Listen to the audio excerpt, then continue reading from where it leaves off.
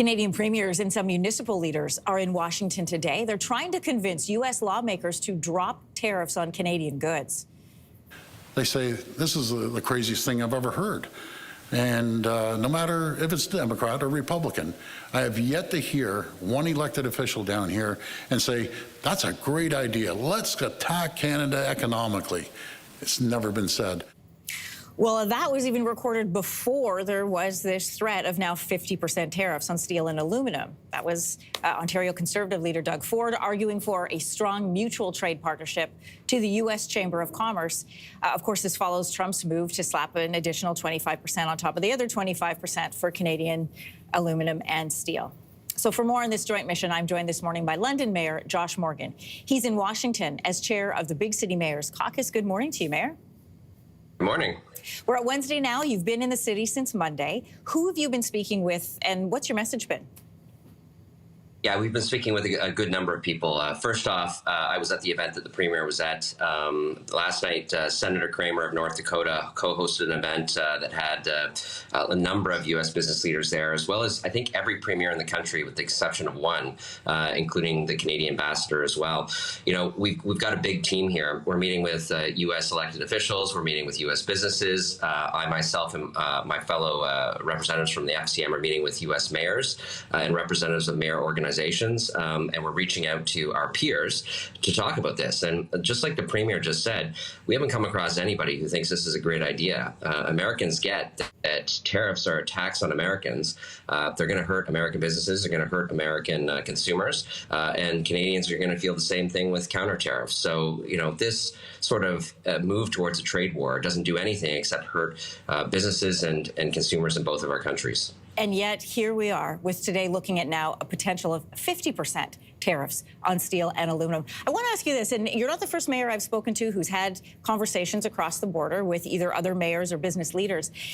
The word that has come up when I've asked about those conversations is everybody's afraid to speak out on the U.S. side because they know the final word comes from the president. What's your take on the conversations that you have with U.S. business leaders and lawmakers?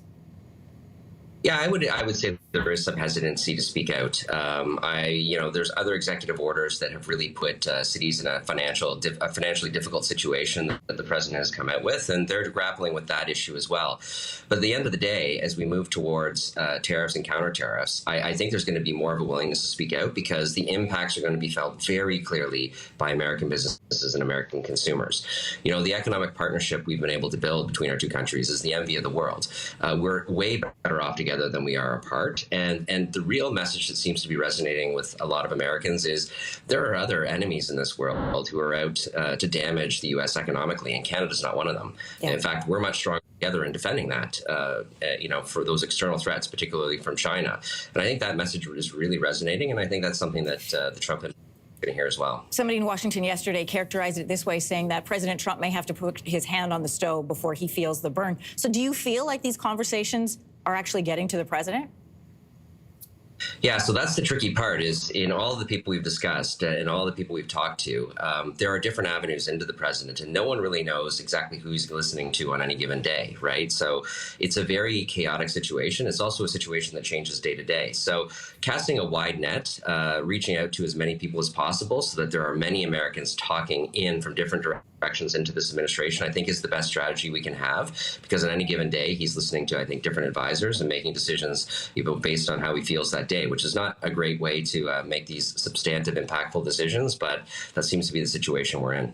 Well, definitely a place where you're going to have a lot of impact is in your own city. And ahead of this trip, you met with business and industry leaders in your regions. What did they tell you is their biggest concern in the weeks ahead?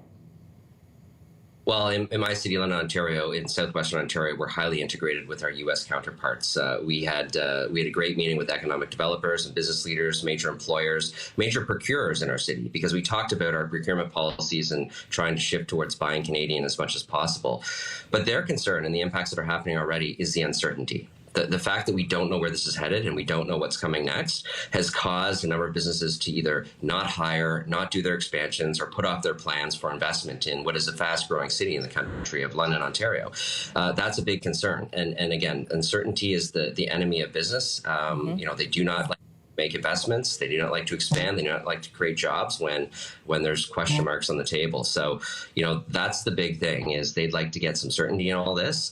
They are concerned about their connections. They built up these supply chains over many decades, and they work quite well. So having them disrupted is going to be very disruptive to both businesses on both sides of the border. Former Deputy Prime Minister Chrystia Freeland was on CNN yesterday with a message to Donald Trump saying we're going to fight back dollar for dollar.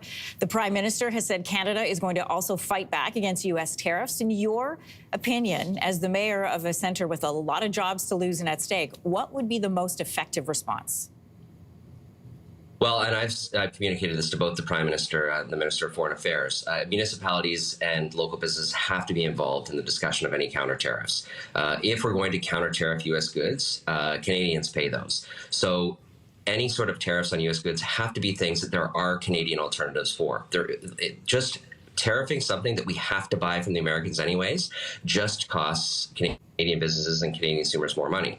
So those counter tariffs, if they're going to be dollar for dollar, have to be things where there are alternatives, other places we can go to make the purchase, which would actually create the impact they're trying to create, and that's decrease the reliance on American business, decrease the amount of money flowing into that country, and let them feel that a little bit.